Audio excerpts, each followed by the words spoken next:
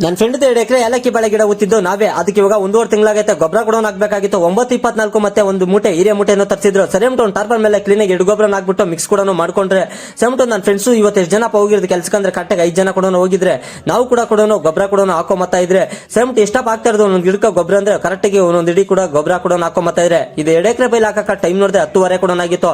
ನನ್ನ ಫ್ರೆಂಡ್ ಪಲಾವ್ ಕೂಡ ತರಿಸಿದ್ನು. ನಾನು ನನ್ನ ಫ್ರೆಂಡ್ಸ್ ಎಲ್ಲ ಬಾಳೆ ಎಲೆದಾಗ ಊಟ ಕೂಡ ತಿಂದ್ರಿ. ಅದಾಗಿದ್ದಾದ್ಮೇಲೆ ನಮ್ಮ ಇನ್ನೊಂದು ಫ್ರೆಂಡ್ ಫೋನ್ ಮಾಡಿದ್ದು ನನಗೂ ಗೊಬ್ಬರ ಹಾಕ್ಬೇಕು 2 ತಿಂಗಳಾಗೈತೆ ಬಂದ್ರು. ಸರಿ ಅಂದ್ಬಿಟ್ಟು ಹಿರಿಯ ಮುಟ್ಟೆನು ಮತ್ತೆ ಕನಕ ಹಿಂಡಿ ತರಿಸಿದ್ನು. ಹಿರಿಯ ಮುಟ್ಟೆ ಮನೆ ತಪ್ಪೇಳಿದೆ 50 ಕೆಜಿ ಬತ್ತಂತ, ಇದು ಬರೋದೇ 45 ಕೆಜಿ ಹಿರಿಯ ಮುಟ್ಟೆ. ಸೇಮ್ ನಾವು ಕನಕ ಹಿಂಡಿನ ಮತ್ತೆ ಹಿರಿಯ ಮುಟ್ಟೆ ಆ ಗೊಬ್ಬರನ ಎಲ್ಲ 2 ಕೂಡ ಮಿಕ್ಸ್ ಮಾಡ್ಕೊಂಡು ಟರ್ಪಲ್ ಮೇಲೆ ಮಿಕ್ಸ್ ಎಲ್ಲ ಮಾಡ್ಕೊಂಡಿದ್ದಾದ್ಮೇಲೆ ಪಾಪ ನನ್ನ ಫ್ರೆಂಡ್ಸ್ ಕೂಡ ಹಾಕೊಂಬತ್ತಾ ಇದ್ರು. ಅದ್ರ ಜೊತೆಗೆ ನಾನು ಕೂಡ ಹಾಕೊಂಬತ್ತಾ ಇದ್ದೆ. ಎಷ್ಟಪ್ಪ ಹಾಕೋದು ಇದಕ್ಕಂತಂದ್ರೆ ಇದಕ್ಕೂ ಅಷ್ಟೇ ಒಂದೊಂದು ಹಿಡಿ ಗೊಬ್ಬರ ಕೂಡ ಹಾಕೊಂಬತ್ತಾ ಇದ್ದೆ. ಕರೆಕ್ಟಾಗಿ ಅರ್ಧಡಿ ಡಿಫ್ರೆನ್ಸ್ ಬಿಟ್ಟು ಕ್ಲೀನ್ ಆಗಿ ಗೊಬ್ಬರ ಕೂಡ ಹಾಕೊಂಬತ್ತಾ ಇದ್ದೆ. ಬುಡುಗ್ಲ ಹತ್ರ ಹಾಕಿದ್ರೆ ಏನಾಗ್ತದಪ್ಪ ಅಂತಂದ್ರೆ ಗಿಡ ಏಟ್ ತಿಂತೈತೆ, ಅದಕ್ಕೋಸ್ಕರ ಅರ್ಧಡಿ ಬಿಟ್ಟು ಗೊಬ್ಬರ ಹಾಕ್ತಾ ಇದ್ದಿದ್ದು.